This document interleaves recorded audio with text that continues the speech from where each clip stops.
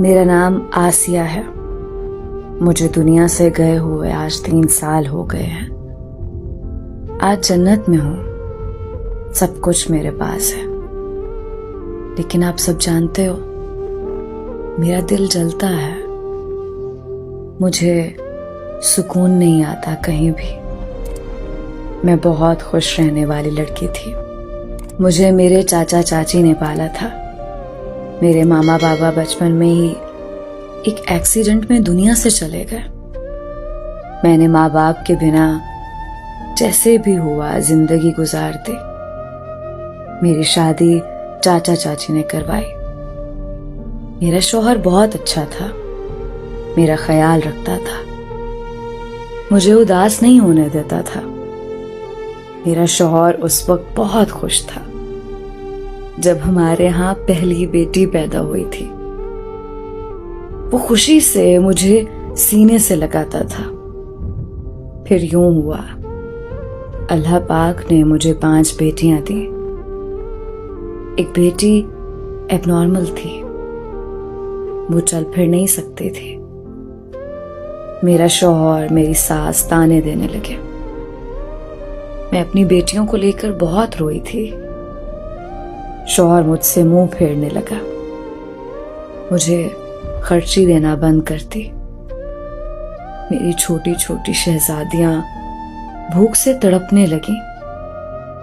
मां हूं ना, जब अपनी बेटियों की भूख बर्दाश्त ना हुई, मैं अपने शौहर से झगड़ा करने लगी। जब मैं अपने शौहर से लड़ती, मेरी छोटी छोटी नन्ही सी परियां दीवार के साथ खड़ी एक कोने में चीख चीख कर रोया करती थी। शौहर एक डंडा उठाता, उस वक्त तक मारता जब तक मैं बेहोश ना हो जाती। मेरी बेटियां मेरे होश में आने तक मेरे साथ बातें करती रहती। एक कहती, मम्मा उठ जाओ ना।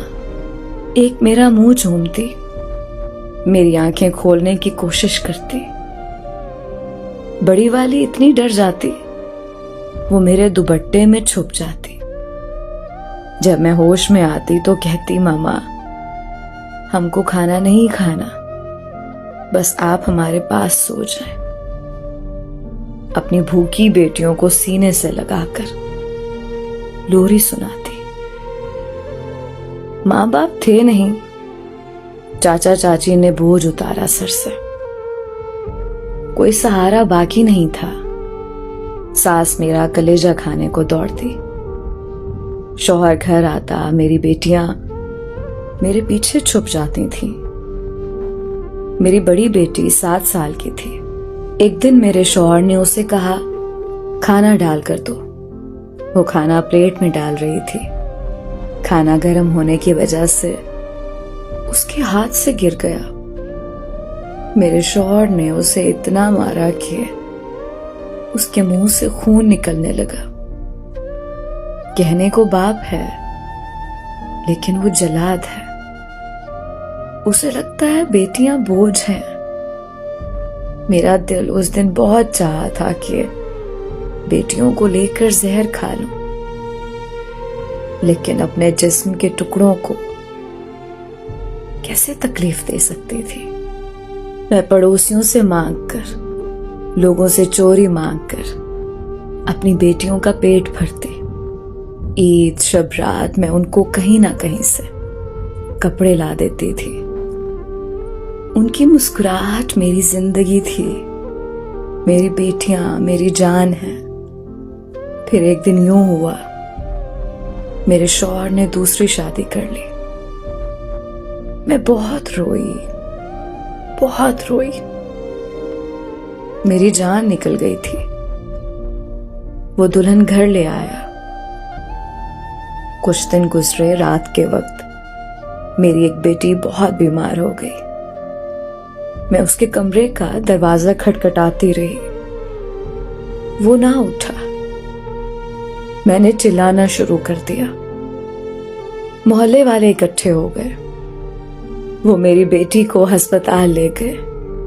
सुबह मेरा शौहर डंडा लिए मेरे पास आया, मुझे गालियां देने लगा। मुझे बालों से पकड़कर घसीटते हुए हॉल कमरे में ले आया। मेरी बेटियां रोने लगी।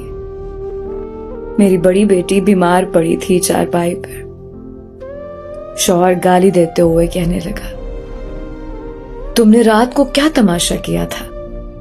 मोहल्ला इकट्ठा कर लिया। मेरी खुशी नहीं देखी जाती तुमसे। उसने मुझे मारना शुरू कर दिया। मुझे मारता रहा।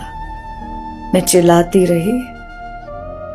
मेरी बड़ी बेटी चारपाई पर तड़प रही थी। मैंने कोने में खड़ी बेटियों को देखा। इतने में एक जोरदार डंडा मेरे दिमाग में लगा। मेरा जिस्म सुन्न होने लगा। मैं कांपने लगी। मेरी बेटियां मेरे सामने ओझल होने लगी। मेरी बेटियों के चेहरे धीमे होने लगे। मेरी आंखें बंद होने लगी। मुझे अस्पताल ले जाया गया, जहां से मैं अल्लाह पाक के पास चली गई। 1 घंटे बाद मेरी मैयत को घर लाया गया। मेरी एबनॉर्मल बेटी, जिसको मैं अपनी जिंदगी में कभी जमीन पर चलने नहीं दिया, वो घसीटती बाहर दरवाजे पर आ बैठी। मेरी लाश को एम्बुलेंस से उतारा गया। उस वक्त मैं बहुत तड़पी अपनी बेटी को देखकर। मां मर जाएं, एक ही लम्हे में उनकी औलादें, खासकर बेटियां, आसमान से जमीन पर क्यों आ जाती हैं।